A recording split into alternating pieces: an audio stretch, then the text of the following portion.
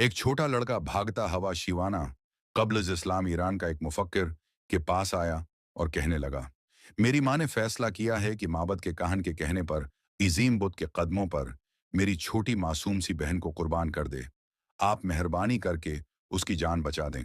शिवाना लड़के के साथ फौरन माबद में पहुंचा और क्या देखता है कि औरत ने बच्ची के हाथ पांव रस्सियों से जकड़ लिए हैं और छरी हाथ में पकड़े आंख बंद करे कुछ पढ़ रही है। बहुत से लोग उस औरत के गर्द जमा थे और बुत खाने का काहन बड़े फख्र से बुत के करीब एक बड़े पत्थर पर बैठा ये सब देख रहा था। शिवाना जब औरत के करीब पहुंचा तो देखा कि उसे अपनी बेटी से बेपनाह मोहब्बत है और वो बार बार उसको गले लगाकर वालाहाना चूम रही है।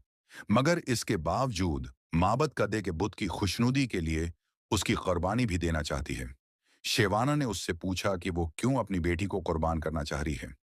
औरत ने जवाब दिया, काहन ने मुझे हदायत की है कि मैं माबद के बुत की खुशनुदी के लिए अपनी अजीज तरीन हस्ती को कुर्बान कर दूं ताकि मेरी जिंदगी की मुश्किलात हमेशा के लिए खत्म हो जाएं। शेवाना ने मुस्कुराकर कहा, मगर ये बच्ची तुम्हारी अजीज तरीन हस्ती थोड़ी है। इसे तो तुमने हलाक करने का अर्दाह किया है।